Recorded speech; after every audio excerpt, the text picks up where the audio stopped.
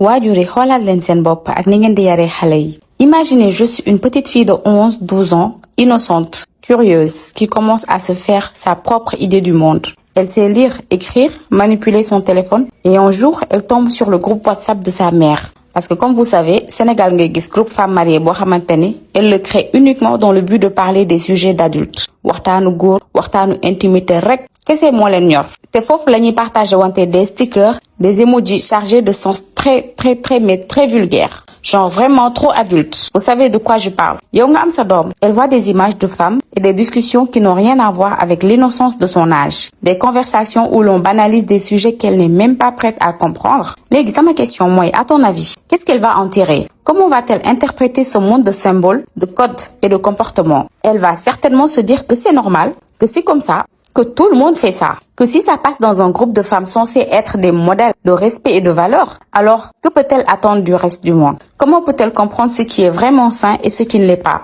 Te yamul foofu. Imagine cette même petite gamine, elle rentre dans la maison de sa tante. Et la première chose qu'elle entend, c'est une chanson. Ba pare nag une chanson où les paroles sont une suite de langages codés autour de l'intimité, qu'on appelle métaphore sexuelle. Ku nekk xam ne musique sénégalaise nu muy demee. Ce sont des mots qu'elle ne comprend même pas encore, mais qu'elle fredonne déjà en les prenant pour des jeux. Elle est déjà connectée à un univers qu'elle ne maîtrise pas, mais qui fait partie de son quotidien. Je vous laisse écouter ceci.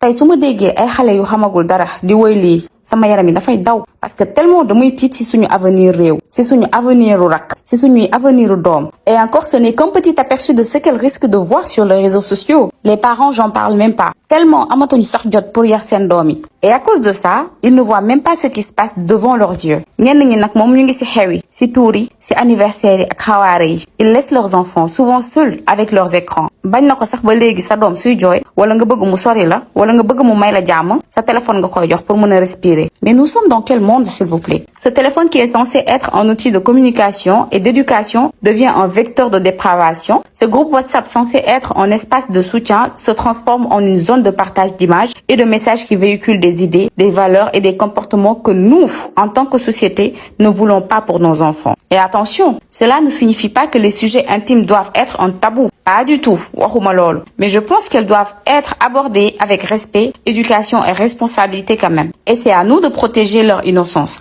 à travers une véritable éducation émotionnelle.